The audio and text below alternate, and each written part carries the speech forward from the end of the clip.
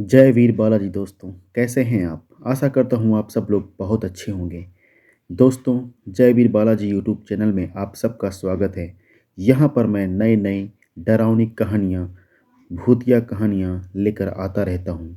अगर आपको भी ऐसी कहानी सुनना पसंद है, तो हमारे चैनल को सब्सक्राइब करना न भूलें। तो आइए सुनते हैं आज की खौफनाक कहानी। कहानी सुनाने से पहले आप सब लोगों से रिक्वेस्ट है, कहानी पसंद आए तो लाइक करिए, शेयर करिए और चैनल को सब्सक्राइब करिए। आइए सुनते हैं कहानी। तितली से उठते धुएं को देखकर रेशमा बुरी तरह डर गई। सप्तरंगी परों से सजी वह तितली काफी बड़ी थी। उसके आकार और खूबसूरती को देखकर ही 18 वर्षीय रेशमा का दिल उसे पकड़ने के लिए मचल उठा था और फिर वह उसे पकड़ने में भी कामयाब हो गई थी। मगर तितली उसकी पकड़ से छूटने के लिए इतनी मचल रही थी कि उसके पंख ही टूट गए। दोनों पंख चुटकी से पकड़े रेशमा ने जब जमीन पर पड़े तितली के जख्मी शरीर को देखा तो वह खौफ से 2 कदम पीछे हट गई। तितली के जख्मी शरीर से नीला पीला धुआं निकलने लगा था। तभी उसकी नज़र चुटकी में दबे पंखों पर पड़ी। उनका भी यही हाल था। उनमें से भी गाढ़ा नीला पीला धुआं निकल रहा था। भयभीत होकर रेशमा ने पंख वहीं फेंक दिए और 2 कदम फिर पीछे हट गई। रेशमा को भी डर लग रहा था और मन में यह उत्सुकता भी थी कि ऐसा क्यों हो रहा है और अब आगे क्या होगा। इसलिए वह वहां से भागी नहीं। उसके देखते ही देखते नीला पीला धुआं एक सुरमई रंग के मोटे से बच्चे के रूप में बदल गया। मगर यह कहना कठिन था कि वह बच्चा किसी जानवर का था या इंसान का। उसका रंग न जानवर जैसा था और न इंसान जैसा। गाढ़े सुरमई रंग के उस बच्चे का सिर गंजा था। बस सिर के बीचों बीच लंबी चोटी बनी थी, चाणक्य जैसी।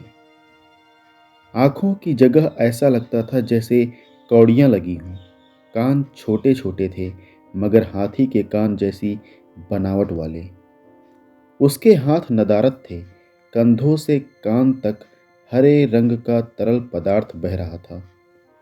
गर्दन से नीचे तक का धड़ इंसानों जैसा था, पर टांगों की जगह कूल्हों पर से मोटी व आखिर में नुकीली पूंछ जैसा शरीर था। एकाएक रेशमा की नजर पंखों पर पड़ी। वह चीख पड़ी। पंखों की जगह 2 कटे हुए हाथ पड़े थे, बिल्कुल इंसानी बच्चे जैसी मुलायम और गोल मटोल, पर सुरमई रंग के हाथ। तभी जोरों की आंधी चलने लगी। रेशमा एक पेड़ के तने की ओट में हो गई। उसने आंधी में 2 सुलगते अंगारों को देखा। वे अंगारे उसी की तरफ बढ़े चले आ रहे थे। उन्हें अपनी तरफ आता देखकर रेशमा बुरी तरह चीख पड़ी और दहशत से बेहोश हो गई। जब उसकी आंख खुली तो वह अपने घर में पलंग पर लेटी थी। उसका सिर दर्द से फटा जा रहा था और जिस्म अलाप की तरह तप रहा था। बुखार से बोझल पलकें उठी तो सिरहाने बैठी अम्मी सुबकती दिखाई दी। पलंग के निकट खड़े मौलवी साहब तस्बीह के दानों पर पढ़ाई कर रहे थे और अब्बू पायत की तरफ खड़े चिंताजनक नजरों से उसे ही देख रहे थे। धीरे धीरे उसकी पलकें फिर बंद होती चली गईं। अभी उसने सुना मौलवी साहब कह रहे थे, अब चिंता की कोई बात नहीं है, बच्ची खतरे से बाहर है, 1-2 दिन में पूरी तरह तंदुरुस्त हो जाएगी, मगर बीती बातों का उससे कोई जिक्र मत करना। इसके बाद रेशमा का जहन सोता चला गया। इस बार जब उसने आंखें खोली तो वह पूरी तरह स्वस्थ थी। इस घटना के 2 साल बाद रेशमा का अफजाल नामक शहरी से निकाह हो गया। 1 साल बाद उसने एक बेटी को जन्म दिया। रेशमा ने अपनी बेटी का नाम मेहताब रखा। अफजाल के बड़े भाई नफीस का 5 वर्षीय बेटा था, अकरम। वह चाहते थे कि अकरम और मेहताब की मंगनी कर दी जाए। ताकि बड़े होने पर दोनों दोनों के विवाह में कोई अड़चन ना हो। उनका यह प्रस्ताव अफजाल और रेशमा दोनों ने ही खुशी खुशी मंजूर कर लिया। मेहताब के 1 साल की होने पर जोर शोर के साथ मंगनी की रस्म अदा हुई और फिर दावत हुई। पूरा घर मेहमानों से भरा था। अचानक पूरे घर को जैसे जलजले ने अपनी चपेट में ले लिया। भयंकर आंधी तूफान चलने लगा और मूसलाधार बारिश होने लगी। रोशनियों से जगमगाते घर में घटाघोप अंधेरा छा गया। अफजाल और रेशमा के दिल अनजानी आशंका से धड़क उठे। मेहताब करीब बड़े नफीस की गोद में थी। तभी पूरा घर दहशत भरी चीखों से भर गया। पूरे घर में असंख्य सुर्ख दहकते अंगारे हवा में लटक रहे थे, जिन्होंने देखते ही देखते भयानक चमगादड़ों का रूप ले लिया। वह अपने पंखों को फड़फड़ाती हुई रेशमा की तरफ झपटी। रेशमा भला उन सुर्ख दहलते अंगारों को कैसे भूल सकती थी। उसे वह घटना याद तो नहीं रही थी, मगर उन दहकते अंगारों को देखते ही उसे शादी से पहले घटी वह अजीबोगरीब घटना याद आ गई। चमगादड़ों को अपनी ओर आता देखकर वह भयभीत होकर अपने शौहर से लिपट गई, मगर हुआ कुछ और। देखने से ऐसा ही लग रहा था कि चमगादड़ों का निशाना रेशमा है, मगर करीब आते ही एक चमगादड़ ने मेहताब को नफीस की गोद से झपटा और उड़ गई। पूरे घर में कोहराम मच गया। रेशमा तो बेहोश हो गई। तभी तूफान बारिश रुक गई और पूरा घर रोशनियों से जगमगा उठा, मगर उन चमगादड़ों का कहीं पता नहीं था। छोटे से अकरम के दिल पर उस घटना का इतना गहरा प्रभाव पड़ा कि पूरे 6 माह तक वह बीमार रहा। रेशमा की हालत पागलों जैसी हो गई थी, मगर दूसरे बच्चे के होने पर धीरे धीरे उसकी हालत सुधर गई। समय अपनी रफ्तार से बीत रहा था। 6 वर्षीय अकरम अब 25 वर्ष का सजीला नौजवान था और एक लिमिटेड फर्म में इंजीनियर के पद पर कार्यरत था। कंपनी की तरफ से वह जगह जगह जाता रहता था। एक बार उसे 1 माह के लिए जयपुर जाना पड़ा। वहाँ अकरम को एक बिल्डिंग का नक्शा तैयार करना था। आशा के विपरीत अकरम ने 1 माह का काम 15 दिन में ही पूरा कर लिया। उसने सोचा, क्यों न बाकी के 15 दिन गुलाबी शहर की रौनक देखी जाए। कंपनी की तरफ से वहां उसके लिए कार का प्रबंध था। तपती दोपहर के बाद शाम की ठंडक ने मौसम खुशगवार कर दिया था। अकरम ने कार के ड्राइवर से आसपास कहीं घुमा लाने को कहा। ड्राइवर सतीश यादव बड़ा ही बातूनी और मिलनसार युवक था। जल्द ही उसने अकरम से दोस्ती गांठ ली। बीते 15 दिनों तक वह खाली बैठा बोर हो रहा था, क्योंकि अकरम ने कहीं जाने की फरमाइश नहीं की थी। रौनक भरे बाजारों और दर्शनीय स्थानों से गुजरते हुए सतीश ने अकरम से पूछा, अब बताइए कहाँ चलिएगा? भूत महल, अकरम ने हंसकर कहा। क्या? सतीश बुरी तरह चौंका। क्या आप पहले भी यहाँ आ चुके हैं? नहीं। फिर आप भूत महल के बारे में कैसे जानते हैं? मैं तो मजाक कर रहा था यार। ओह, सतीश ने राहत की सांस ली। अकरम ने उसे गहरी नज़रों से देखा और पूछा, क्या यहाँ वाकई कोई भूत महल है? छोड़िए, आप भी क्या किस्सा लेकर बैठ गए। कुछ और बात करते हैं। मैं आपको यहाँ के सबसे बेहतरीन। नहीं सतीश, अकरम ने उसकी बात काटते हुए कहा, मुझे उस जगह के बारे में बताओ जिसे भूत महल कहते हैं। आप 21वीं सदी के होकर भी भूतों में विश्वास करते हो सर, सतीश ने कहा, मगर आज उसकी आवाज़ में दम नहीं था। तभी अकरम की नज़र उसके गले में पड़े ताबीज पर गई। वह उपहास भरे स्वर में बोला, जब 21वीं सदी का आदमी गंडे ताबीज पहनता है तो समझो भूत भी है। सतीश बेहद गंभीर हो गया। कुछ देर चुप रहकर उसने कहा, सर प्लीज़ आप इस जगह के बारे में बात ना करें तो बेहतर होगा। क्यों? क्या बात करने से ही भूत यहाँ आ टपकेंगे? प्रत्यक्ष में अकरम हंस रहा था, मगर अंदर ही अंदर उसके सीने में भारी उथल पुथल मची थी। वह लम्हा उसके जहन में ताज़ा हो गया था जब लाल सुर्ख अंगारों का काफिला खौफनाक चमगादड़ों में बदला था और फिर उसकी 1 वर्षीय मंगेतर मेहताब को एक चमगादड़ उसके अब्बू के हाथों से झपट कर ले गया था। पता नहीं क्यों उसका दिल कहता था कि उसकी मंगेतर जिंदा है और एक ना एक दिन वह उसे जरूर मिलेगी। इसी वजह से आज तक उसने शादी नहीं की। मेहताब से 3 साल छोटी उसकी बहन महरुनिसा से उसका निकाह कराने के लिए घर वालों ने ज़मीन आसमां एक कर दिए थे, मगर अकरम ने साफ शब्दों में कह दिया था, अगर मैं शादी करूंगा तो सिर्फ मेहताब से। मेरा दिल कहता है कि एक दिन वह जरूर आएगी। उस दिन से उससे किसी ने शादी की बात नहीं की थी।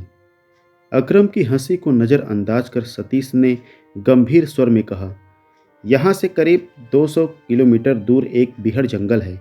वहाँ एक खंडहर है। वह खंडहर कभी खूबसूरत महल रहा होगा। खैर, एक बार वन विभाग के एक अधिकारी ने मेरी कार हायर की थी। वह काफ़ी देर तक उस जंगल का निरीक्षण करते रहे। शाम हो चुकी थी। अचानक उनकी नज़र उस खंडहर पर पड़ी। हम कौतूहल में भरकर जब उस खंडहर के निकट पहुँचे तो भीतर से घुंघरुओं की आवाज़ आई, जैसे कोई सैकड़ों घुंघरू पाँवों में बांध कर चल रहा हो। हम दोनों खंडहर में जा पहुँचे, मगर फिर कहीं घुंघरुओं के बजने की आवाज़ सुनाई नहीं दी। हम वापस आने लगे, तभी हमारा सामना 2 सुर्ख दहकते अंगारों से हुआ, जिसके इर्द गिर्द नीला पीला धुआं तैर रहा था। हवा में लटके वे अंगारे अत्यंत भयावह थे। उन्हें देखते ही हम बेहोश हो गए। होश में आने पर हमने खुद को कार में पाया। दिन निकल चुका था, मगर हमारी हालत बहुत बहुत ख़राब थी। हम दोनों तेज़ बुखार से तप रहे थे। जैसे तैसे मैंने कार स्टार्ट की और जंगल से बाहर आ गए। रास्ते में एक मजार पड़ी। वहाँ मैंने कार रोक दी, क्योंकि मेरी हिम्मत जवाब दे चुकी थी। मैं कार से भी निकल नहीं पाया और बेहोश हो गया। शायद मजार पर बैठे पीर साहब ने ही हमें कार से निकाला होगा, क्योंकि जब हमारी आँख खुली हम मजार के करीब लेटे थे। हमारा बुखार उतर चुका था। उन्होंने हमें ताबीज़ पहनाए और कहा, उस खुदा ने ये जहां बनाया है, मगर इस जहान में उसने कई तरह के लोगों की दुनिया भी बसा रखी है। हर कोई अपनी दुनिया में मस्त है, इसलिए तुम भी अपनी दुनिया में मस्त रहो। किसी दूसरे के घर में घुसोगे तो यही हाल होगा। आइंदा ऐसी गलती मत करना। अकरम बाबू, आप पढ़े लिखे समझदार व्यक्ति हैं। मेरी आप बीती सुनकर आप समझ ही गए होंगे कि वहाँ जाना खतरे से खाली नहीं है। मेरी मानो तो इस किस्से को यहीं ख़त्म कर दो। मगर अकरम सतीश की बात सुन ही कब रहा था। उसका जहन तो अभी तक सुर्ख अंगारों में उलझा हुआ था। आखिर उसकी मंगेतर को उठाकर ले जाने वाले भी तो सुर्ख अंगारे ही थे। उसे लगा कहीं वह छमछम छनकती पायल मेहताब की ही तो नहीं थी। कभी उन जालिम भूतों ने उसे उस खंडहर में कैद कर रखा हो। वह अपनी इस सोच पर बेचैन हो उठा और सतीश से बोला, प्लीज़ सतीश, तुम मुझे वहाँ ले चलो। क्या आत्महत्या करने का इरादा है? सतीश भयभीत नजर आ रहा था। तुम नहीं समझोगे। मैं समझना भी नहीं चाहता। अगर दोबारा वहाँ गया तो मेरी मौत निश्चित है। कुछ देर सोचने के बाद अकरम ने कहा, ठीक है, वहाँ मत जाना, मगर वहाँ तक पहुँचा तो दो। खंडहर में मैं अकेला चला जाऊँगा। मगर आप वहाँ जाना क्यों चाहते हैं? सतीश वजह जानना चाहता था। इस बारे में बाद में बात करेंगे। पहले तुम मुझे उस जंगल तक ले चलो। मरता क्या ना करता, नौकरी का सवाल ना होता तो वह कभी वहाँ न जाता। मगर एक बात उसके फ़ायदे की ही थी, उसे जंगल में जाना नहीं था। उसने वो कलाई घड़ी पर नज़र डाली। रात के 11 बज रहे थे। वह बोला, वहाँ तक पहुँचते पहुँचते सुबह हो जाएगी। कोई बात नहीं, तुम चलो। सतीश न चाहते हुए भी एक बार फिर उसी राह पर चल दिया। जहां कभी न जाने की कसम खाई थी। जंगल तक पहुंचते पहुंचते सुबह के 5 बज गए। सतीश ने जंगल में बने खंडहर का पता बताकर कहा, आगे आपको अकेले जाना होगा, मैं आपके साथ नहीं जा सकता। ठीक है। अकरम अकेला ही जंगल में प्रवेश कर गया। अभी सूर्य की किरणें उदय होने में 1 घंटे का समय था। खंडहर तक पहुंचते पहुंचते भोर हो गई। जैसे ही अकरम खंडहर के निकट पहुंचा, उसे छम छम का स्वर सुनाई दिया। इस आवाज पर उसके दिल की धड़कनें बढ़ गईं। वह तेजी से खंडहर में प्रवेश कर गया। छम छम की आवाज अभी भी आ रही थी, जैसे कोई घुंघरू पांव में बांधे चल रहा हो। अकरम दबे पांव आवाज की दिशा में बढ़ने लगा। पूरे खंडहर में सिर्फ एक ही कमरा ऐसा था जिसकी दीवारें ठीक थीं, या यूं कहा जा सकता है कि ठीक की गई थीं, क्योंकि पुरानी ईंटों में और बाद में मरम्मत की गई दीवार में लगी ईंटों में भारी अंतर दूर से ही नजर आ रहा था। उस कमरे पर लकड़ी के दरवाजे लगे थे जो बाहर से बंद थे। अकरम ने ध्यान से सुना। छम छम की आवाज वहीं से आ रही थी। अकरम ने आगे बढ़कर दरवाजे के हुकों में अटकी लकड़ी की फट्टी हटा दी और आहिस्ता से दरवाजा खोल दिया। कमरे में मसाल जल रही थी। एक और जमीन पर बिस्तर भी बिछा था। उस पर बड़ी सलवटें बता रही थी कि कोई उस पर बैठा था। अकरम ने पूरा कमरा खंगाल डाला, मगर उसे वहां कोई नजर नहीं आया। छनकते घुंघरुओं की आवाज आनी भी बंद हो गई थी। अकरम की आंखें उन दहकते अंगारों को भी खोज रही थीं, जिन्होंने बचपन से उसकी नींद हराम कर कर रखी थी। मगर वहां कोई नहीं था। हार कर वह वापस जंगल से बाहर आ गया। तब तक सूरज सिर पर चढ़ आया था। अकरम को सही सलामत वापस आया देखकर सतीश खुशी से उछल पड़ा। वह दौड़कर अकरम के पास गया और उसका माथा व हाथ छूकर खुशी से चहका, तुम तो पूरी तरह ठीक हो यार, ऊपर वाले तेरा शुक्रिया। सतीश की आंखें छलछला आईं।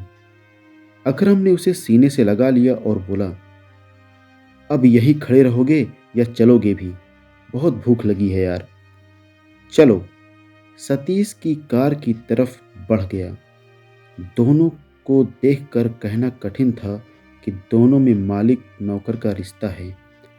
कार के करीब पहुंचते ही सतीश ठिठक गया। कार का पिछला दरवाजा खुला था। रुक क्यों गए सतीश? ये दरवाजा ठीक तो है, क्या हुआ इसे? अकरम ने दरवाजा देखते हुए कहा। बात या नहीं है, वह सिर खुजाता हुआ बोला। मुझे याद है, तुम्हारे जाने के बाद मैंने पिछला दरवाजा बंद कर दिया था, फिर यह कैसे खुल गया? हो सकता है तुमने ही इसे मेरे लिए बेध्यानी में खोल दिया हो और फिर भूल गए हो सकता है।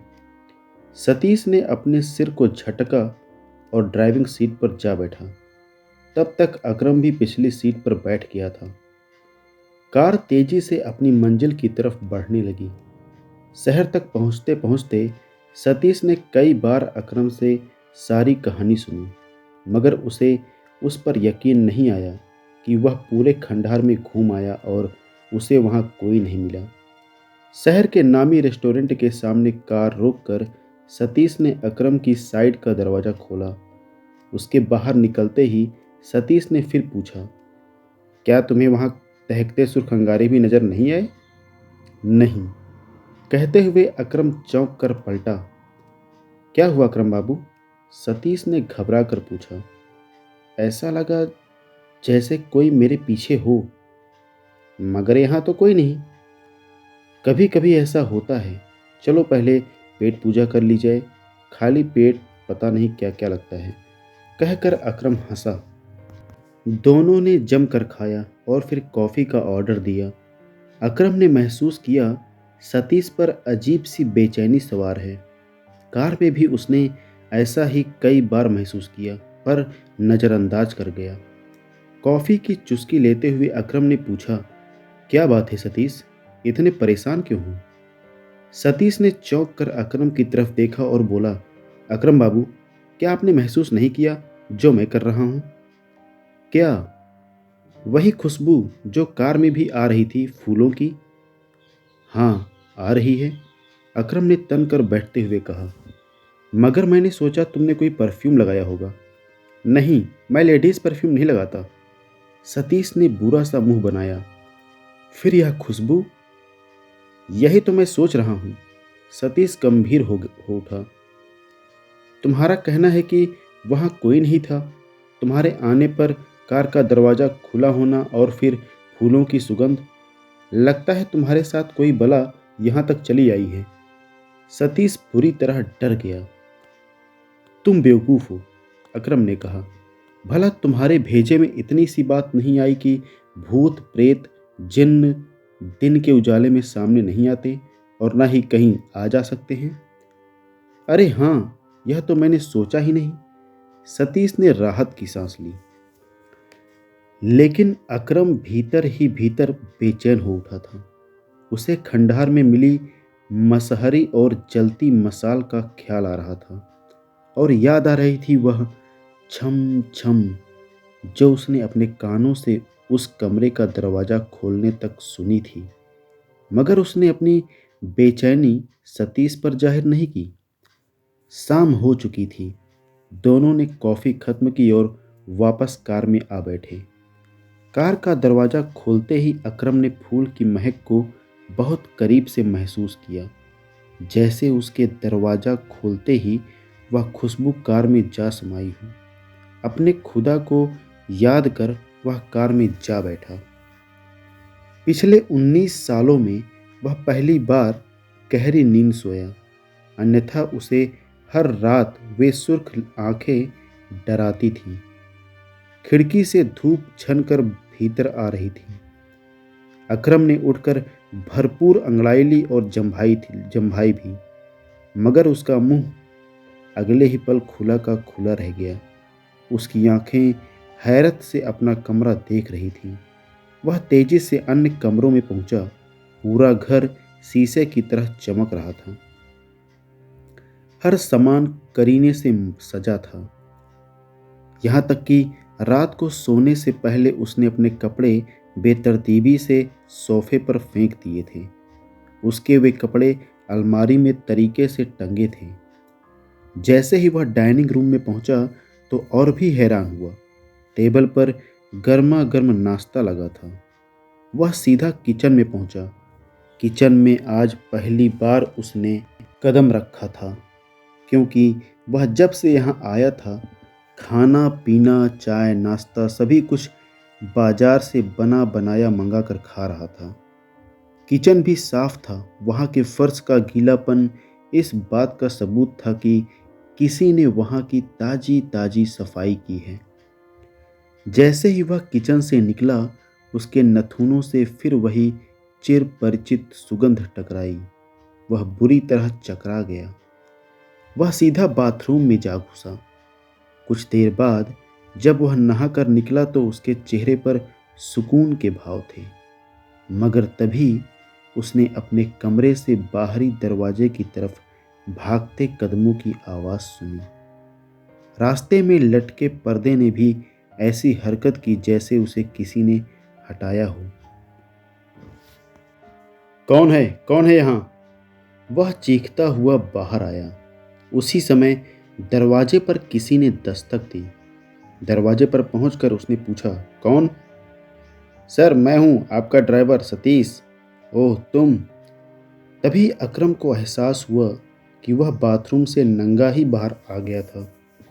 अभी ठहरो, पहले मैं कपड़े पहन लूँ। तो अभी तक आप नंगे घूम रहे थे? ऐसा ही समझो। चारों तरफ नज़र डालता हुआ अकरम अपने कमरे में पहुंचा और जल्दी से कपड़े पहन दरवाज़ा खोलने आ पहुंचा। सतीश ने अकरम को देखते ही शालीनता से पूछा, आप ठीक तो हैं? एकदम ठीक। अकरम ने उसे अंदर आने का संकेत करते हुए कहा, नाश्ता तैयार है, पहले कुछ खा पी लिया जाए, फिर कहीं घूमने चलने का प्रोग्राम बनाते हैं। अरे वाह! सतीश ने तारीफी नज़रों से अकरम को देखते हुए कहा, मैं तो समझता था यह काम औरतें ही अच्छा करती हैं, मगर आपने तो उन्हें भी पछाड़ दिया। सॉरी मैं सॉरी किस बात की? आपसे एक नौकर होकर इतनी बेतकल्लुफ़ी से सतीश शर्मिंदा सा हो गया। तुम किसके नौकर हो? आपका। और मैं अपनी कंपनी के। तो इस तरह फ़िलहाल हम दोनों ही किसी के नौकर हैं। नौकर नौकर, भाई भाई। कहते हुए अकरम ने सतीश के गले में बांह डाल दी। दोनों खिलखिलाकर हंस पड़े। रात को अपने फ्लैट पर लौटकर अकरम ने देखा, डाइनिंग टेबल पर ताज़ा खाना सजा था। जूठे बर्तन साफ होकर करीने से सज चुके थे। अकरम को एहसास हो गया कि वहाँ किसी और का भी वजूद है, और शायद किसी लड़की की रूह का। सुबह उसे नंगा देखकर कोई लड़की ही शर्मा कर भाग सकती थी, मगर दिन के उजाले में भूत। पूरा दिन वह इसी उलझन में घिरा रहा था। मानसिक तनाव के कारण वह अपने बदन में हरारत महसूस कर रहा था। अचानक वह तेज आवाज में बोला, मुझे भूख नहीं है, और फिर कपड़े बदलकर अपने बिस्तर पर लेट गया और आंखें बंद कर ली। करीब 1 घंटे बाद कोई पर्दा हटाकर भीतर आया। वह कौन था यह कहना मुश्किल है, क्योंकि आगंतुक अदृश्य था। फर्श पर किसी के चलने की हल्की आहट उभरी, साथ ही कमरे में फूलों की सुगंध फैल गई। अकरम आंख बंद किए ऐसे लेटा था जैसे सो रहा हो, मगर वह जाग रहा था और सतर्क था। उसने महसूस किया कोई उसके सिरहाने आ बैठा है। कुछ पल बाद अकरम ने अपने माथे पर किसी के हाथों का कोमल स्पर्श महसूस किया। अकरम का पूरा शरीर एक पल के लिए जम सा गया। सहसा उसने झपट्टा मारकर अपने माथे पर सरसराता हाथ पकड़ लिया। करीब बैठी अदृश्य शख्सियत ने हाथ छुड़ाकर भागना चाहा, मगर अकरम ने उस कोमल और नाजुक हाथ को नहीं छोड़ा। वह जानता था, हाथ छोड़ते ही वह जादूगर फिर हाथ नहीं आएगा, या आएगी। तभी अकरम ने अपनी कलाई पर चुभन महसूस की। कोई उसके हाथ पर काट खाना चाहता था, ताकि वह उसका हाथ छोड़ दे। ताज्जुब यह था कि अकरम को कोई नज़र नहीं आ रहा था। उसने अंदाजे से उस अदृश्य शख्सियत की कमर में बांह पिरो दी और बला की फुर्ती से उसके हाथ कब्ज किए। वह उसे देख नहीं सकता था, मगर छूकर उसके वजूद को मानो वह देख रहा था। अचानक एक युवती की बेहद सुरीली आवाज़ उभरी, आपको खुदा की कसम, मुझे छोड़ दीजिए। छोड़ दिया तो तुम फिर मेरे हाथ नहीं आओगी। आखिर आप मुझसे चाहते क्या हैं? सिर्फ तुम्हारा परिचय। ठीक है, मगर पहले छोड़िए तो सही। अगर तुम फिर भाग गई तो? नहीं भागूंगी, खुदा कसम, मेरा यकीन करो। अकरम ने उसे छोड़ दिया और बेड पर बैठ गया। उसने महसूस किया वह युवती भी बेड के दूसरे कोने पर बैठ गई थी। जहां वह बैठी थी वहां से गद्दा दब गया था। उसके बैठते ही अकरम ने पूछा, तुम दिखाई क्यों नहीं देती? मुझ पर जादू का असर है। जब तक वह जादू दूर नहीं होता मुझे कोई इंसान नहीं देख सकता, मगर जानवर मुझे देख सकते हैं। तुम पर जादू किसने किया? अकरम ने हैरान होकर पूछा। तुम भूत हो या प्रेत या फिर जिन्न? ना मैं भूत हूं और ना प्रेत और ना ही कोई जिन्न। मैं तुम्हारी तरह इंसान हूं और एक जिन्न की जादुई शक्ति के अदृश्य हूं। तुम कौन हो? कहाँ की रहने वाली हो? मुझे बताओ, क्या पता है मैं तुम्हारी कोई मदद कर सकूं? मुझे नहीं मालूम कि मैं कौन हूं और कहाँ की रहने वाली हूं। ऐसा कैसे हो सकता है? मेरे साथ कुदरत ने बड़ा भद्दा मजाक किया है। वह सुबकने लगी। कैसे? बताती हूँ। वह युवती अकरम को अपनी कहानी सुनाने लगी। मैं जिन्नों की दुनिया में रहती थी। मेरे माता पिता की मेरे अलावा कोई संतान नहीं थी। मेरे पिता जिन्नों के कबीले के सरदार थे, मगर मैं दूसरे जिन्नों जैसी नहीं थी। सभी जिन्न इच्छानुरूप अपना वेश बदल लेते और तरह तरह की आवाज़ें करते। कभी जानवर, कभी पक्षी तो कभी कीड़े मकोड़े। वे कुछ भी बन जाते थे, हवा में भी उड़ते थे। यही सब करना उनका खेल था, मगर मैं यह सब नहीं कर पाती थी। इसलिए मुझे कोई अपने साथ नहीं खिलाता था। तब मैं अपने जिन्न पिता से पूछती, बाबा, मैं औरों की तरह क्यों नहीं हूँ? सब जादू जानते हैं, मगर मैं कुछ नहीं जानती। बाबा मुझे प्यार से सीने से लगाकर कहते, क्योंकि तुम सबसे अलग हो। जानती हो, पूरे कबीले में तुम जैसा एक भी नहीं। तुम कितना स्वादिष्ट खाना बनाती हो, सफाई करती हो और सुंदर सुंदर कपड़े भी बनाती हो। यहाँ एक भी ऐसा नहीं है जो तुम्हारा मुकाबला कर सके। सबसे बड़ी बात, तुम खुदा की नेक बंदी हो, जिसने मेरा जीवन भी बदल दिया है। कुल मिलाकर जिंदगी मज़े से गुजर रही थी। समय बीतता गया और मैं जवान हो गई। करीब 2 साल पहले मेरे पिता के मंत्री का बेटा बगावत पर उतर आया। उसका कहना था, या तो मुझे मार दिया जाए या फिर मेरी उससे शादी करके उसे कबीले का सरदार बना दिया जाए। मेरे पिता नहीं माने। नतीजतन दोनों के बीच युद्ध छिड़ गया और एक दिन उसने मेरे पिता पर प्राणघातक हमला कर दिया। मरने से पहले मेरे पिता ने मुझे बताया कि वह मेरे पिता नहीं हैं। मैं जिन्नों की नहीं बल्कि इंसानों की संतान हूँ। जब मैं 1 वर्ष की थी, तब वे मुझे मेरी माँ से छीन लाए थे, क्योंकि मेरी माँ से अनजाने में तितली बने उनके इकलौते बेटे की हत्या हो गई थी। इसका बदला वे मुझे मार कर लेना चाहते थे, मगर मार नहीं पाए और अपनी बेटी की तरह पाला। यह बात मेरे वजूद को जड़ कर देने के लिए काफ़ी थी।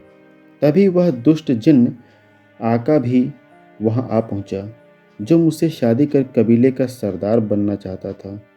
तब मेरे पिता ने मेरी सुरक्षा के लिए मेरे चारों तरफ ऐसा जादू बांध दिया कि वह दुष्ट मेरे शरीर को छू न सके। इसके बाद उन्होंने प्राण त्याग दिए। आका जिन्न भी कई शक्तियों का मालिक है। वह मुझे छू तो नहीं सका, पर उसने अपनी शक्ति से बेहोश करके मुझे उस खंडहर के कमरे में मुझे कैद कर दिया जहां आप गए थे। उस खंडहर में कई भूत रहते थे, जिन्हें आका ने मार डाला। फिर उसने मुझे अदृश्य कर मुझे घुंघरू बांध लेने के लिए विवश किया, ताकि मेरे घुंघरुओं की झंकार सुनकर राहगीर उस खंडहर में आए और वह दुष्ट अपनी शैतानी ताकत बढ़ाने के लिए उनका खून पी सके।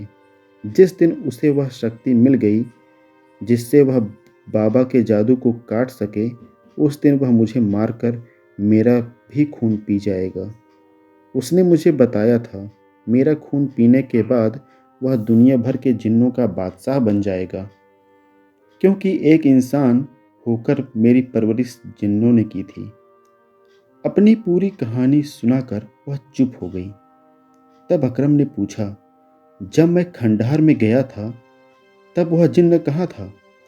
शायद आप नहीं जानते, सुबह के 4 बजे के बाद जिन्नों की ताकत कमज़ोर पड़ जाती है। ऐसा दोपहर 12 बजे तक रहता है। जब आप आए, वह सो रहा था। मैंने अपने आने की आहट मैंने आपके आने की आहट सुनते ही अपने पाँव से घुंघरू खोल दिए थे, ताकि उसकी नींद में खलल न पड़े। फिर तुम मेरे पीछे पीछे आ गई। हाँ, मगर वहाँ तो कोई पहरा भी नहीं था। वह जिन्न सोता था, तुम वहाँ से निकल सकती थी। शायद आप भूल रहे हैं कि मैं एक इंसान हूँ। बाहर से बंद दरवाज़ा खोल पाना मेरे वश की बात नहीं थी। जिन्न का क्या है, वह तो बाल बराबर झिर्री से भी आ जा सकते हैं। ओह! अकरम सोच में पड़ गया। उसकी मेहताब भी तो 1 साल की ही थी जब उसे सुर्ख अंगारे चमगादड़ बनकर उठा ले गए थे।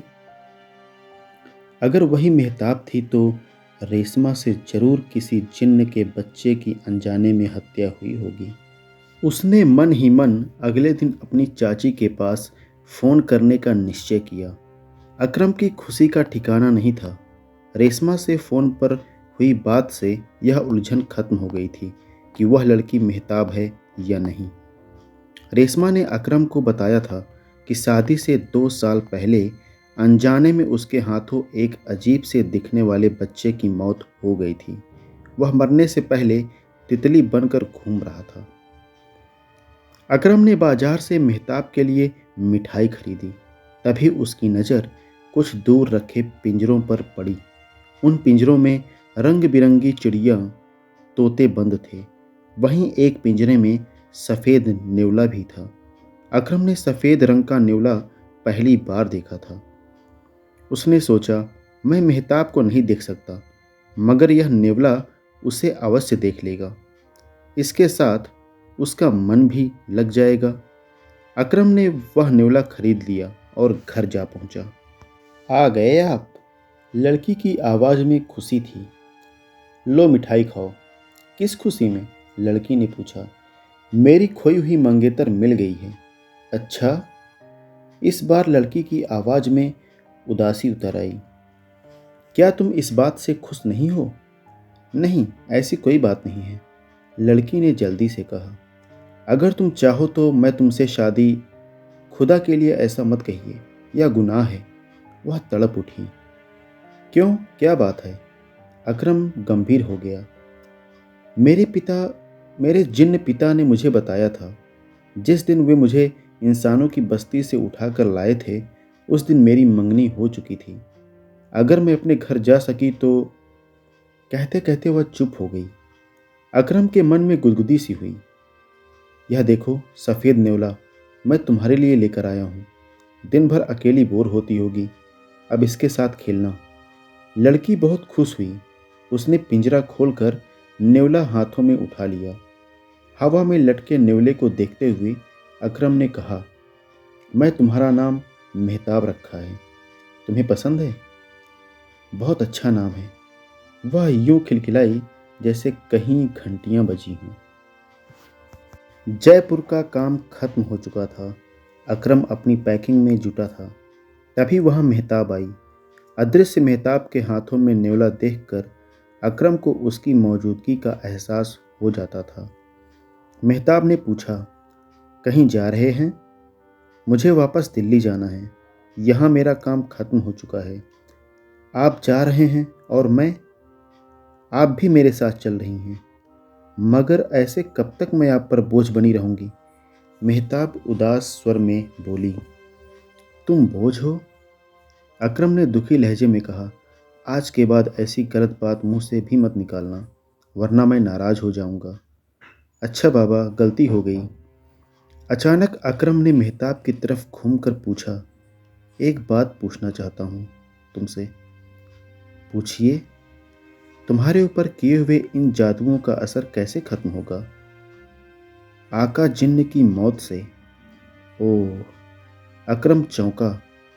क्या कोई दूसरा तरीका नहीं है? नहीं। यानी आका के आने का इंतजार करना होगा। उस दुष्ट का नाम मत लीजिए। आप एक इंसान होकर उसकी शक्तियों का मुकाबला नहीं कर पाएंगे। इस सारी कायनात को खुदा ने बनाया है, उस शैतान को भी। मुझे अपने खुदा पर पूरा भरोसा है, वह मेरी मदद करेगा। इतना कहकर उसने मेज पर रखी कुरान उठाकर सीने से लगा ली। तभी घर के सारे खिड़की दरवाजे एक झटके से खुल गए। कमरे में तूफानी हवाएं कोहराम मचाने लगीं। मेहताब ने दौड़कर अकरम की बांह पकड़ी और एक दीवार से चिपक कर फुसफुसाई, वह दुष्ट आ गया है, मगर खबरदार उसके सामने उसका नाम मत लेना, वरना तुम्हारे शरीर की इंसानी शक्ति भी घट जाएगी। और कुरान सीने से मत हटाना। उसी समय अकरम ने दो सुर्ख अंगारों को खिड़की की राह भीतर आते देखा। मेहताब छट अकरम के पीछे छिप गई। कुछ पलों बाद उन अंगारों ने चमगादड़ का रूप ले लिया, एक विशालकाय भयानक चमगादड़ का। इसी के साथ कमरे में एक भयानक आवाज गूंजी, एक इंसान की आड़ में छिपकर तू मेरे हाथों से बच नहीं सकती। अगर इस इंसान का खून बहाना नहीं चाहती तो मेरे सामने आ। आज मैं तेरे नकली बाप का जादू खत्म करने आया हूं। अकरम ने अदृश्य मेहताब के जिस्म की कपकपी स्पष्ट महसूस की। वह अकरम की पीठ से चिपकी खड़ी थी। उसके हाथ पर बैठा न्योला भी भयभीत होकर उसके पेट से चिपका जा रहा था। इसकी बातों का जवाब मत देना, बस चुपचाप खड़े रहना और खुदा का नाम लेना। खुदा का नाम ही इस दुष्ट के लिए घातक होगा, क्योंकि इसमें शैतान बस गया है और शैतान खुदा से डरता है। मेहताब फुसफुसाई। इधर अकरम सोच रहा था कि आखिर वह जिन्न उन पर हमला क्यों नहीं कर रहा। उसी क्षण चमगादड़ बना आका जिन्न अपना खौफनाक मुंह खोले उनकी तरफ झपटा। अपने धर्म ग्रंथ को सीने से लगाए बड़े खड़े अकरम ने अल्लाह की इबादत करनी शुरू कर दी। जैसे ही चमगादड़ उसके करीब आया वैसे ही पलट गया। फिर एकाएक चमगादड़ ने फर्श पर उतरकर आदमखोर सिंह का रूप धारण कर दिया। उसका भयानक जबड़ा बहुत बड़ा था। सिंह दहाड़ा।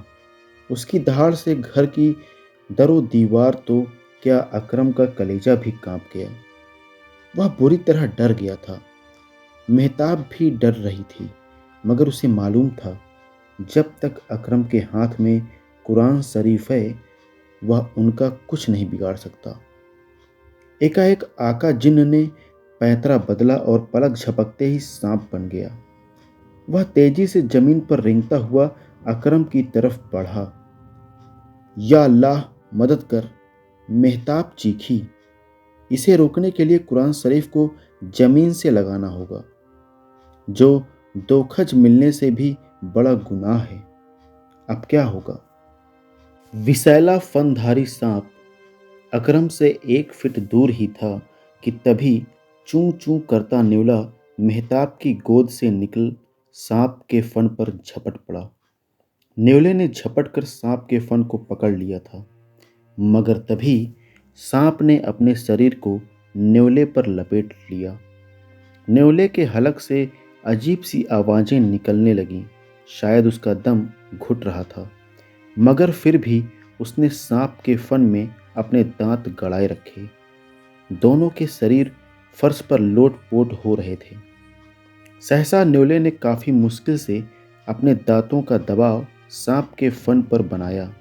सांप बुरी तरह छटपटाया और उसका न्योले पर लिपटा शरीर ढीला पड़ने लगा। न्योले का उत्साह बढ़ने लगा।